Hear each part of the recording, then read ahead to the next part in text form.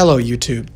Today I'm going to be showing you how to make improved custom LEGO The Batman minifigures, including an unmasked Bruce Wayne. The LEGO sets based on Matt Reeves' new Batman movie have been excellent, containing incredible minifigures as well as builds that are faithful to the movie, which is way more than can be said for some other LEGO movie tie-in sets. LEGO Marvel. Anyways, the minifigures have particularly been impressive as most of them have been very movie accurate, with great examples such as the Penguin, Selina Kyle, and the Riddler. Although I don't know why he has a hairpiece, but other than that he looks great. But for the flagship character of the movie, I was, well, very disappointed with the result. We got basically a half-assed job by LEGO. Now, the torso and leg printing is very good. But that cowl piece and the cape, what are LEGO thinking? That looks nothing like Batman does in the movie. I mean, seriously, look at that. There is just no comparison. That looks nothing like he does in the movie. I don't know why LEGO decided to just reuse one of their old cowl pieces, when it was pretty obvious that they needed to make a new cowl piece for Batman. I mean, they made one for the CMF series, and I mean, of course, I know that the CMF's main focus are minifigures, so of course, there will be several custom-made pieces exclusively for the minifigures to make them look as good as possible. But come on, couldn't LEGO mold a new cowl piece? They have done custom-molded pieces for other sets that haven't even been reprinted yet. So why couldn't they make a new cowl piece for Batman? I don't know. But I'm here to correct this, and I'm going to be showing you how to make your own customized version of this minifigure. Now keep in mind, this is a non-purist custom, so if you don't feel good about hacking apart your Legos and, painting them up, then yeah, I'm sorry about that. But if you're okay with hacking apart Lego pieces and sanding them down and painting them, then stick around and I'll show you how to make an improved Batman minifigure. The first thing you're going to need is the Black Widow torso piece from the LEGO Avengers sets. More specifically, you're going to need the arms that she comes with. You're going to want to replace the hands with black hands instead of the dark bluish gray ones. For the cape, you're going to want to use this slim cape piece. Now, I'd like to be able to tell you the kind of minifigure that this cape comes with, but I actually don't really know which set this cape came in. I think it came in several different sets, such as Star Wars, but you can find this cape in Bricklink pretty easily. Just look up LEGO capes, and eventually you'll see one of the results will be this cape, so yeah, pretty easy to get. Next piece is a LEGO scarf piece, and I know what you're thinking. What is with the scarf piece? Well, I will show you, but essentially you're going to need to use this to make the collar piece for Batman. And finally, the cowl. You're actually going to want to use Batgirl's cowl from the LEGO Batman movie. The head, well, you could just use the regular Bruce Wayne head that came with those sets, as I think it isn't half bad of a likeness to, I don't know, some people disagree, but I don't think it's completely off. I do think it looks a bit like Robert Pattinson, so I think it works. For other materials, you're going to want to use black paint or black Sharpie, I mean, whatever works for you, as well as either sandpaper, or what I used was just basically a nail file to sand down the pieces. Now, the first thing you're going to do is simple. You're just going to replace the regular arms on the torso with the Black Widow arms that we've added the black hands to. This makes the minifigure torso pop a lot more and also adds the gauntlets, which, it's funny, the gauntlets that Black Widow has are very similar to the ones that Batman has in the movie, and they look like the official thing.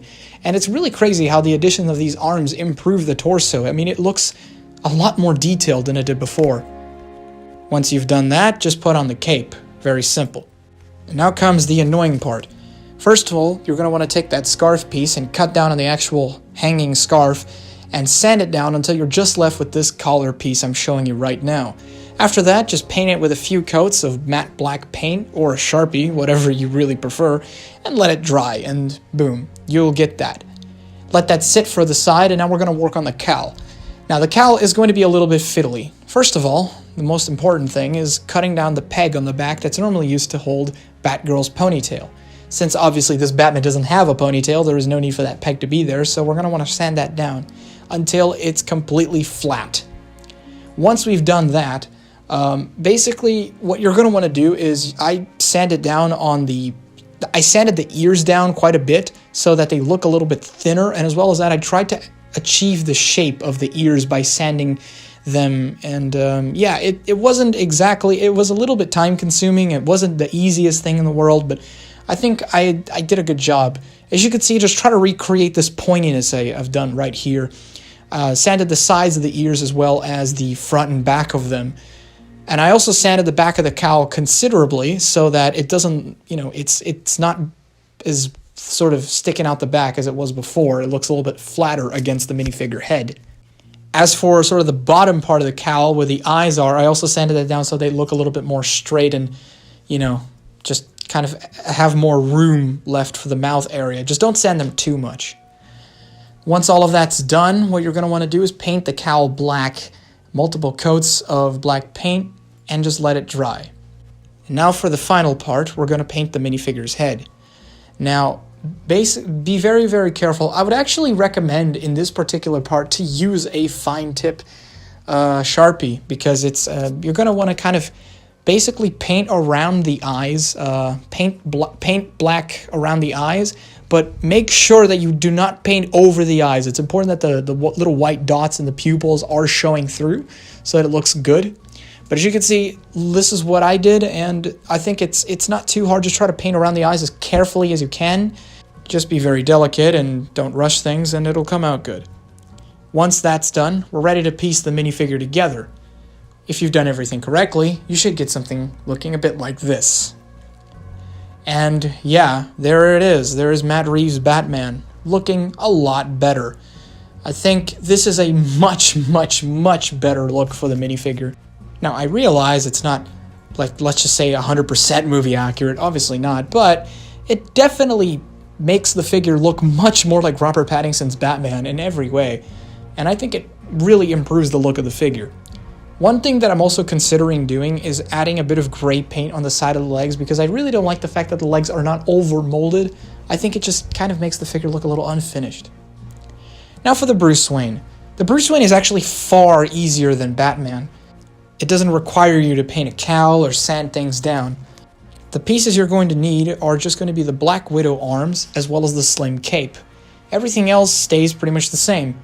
Just put the arms and cape on the minifigure torso. Now the tricky part.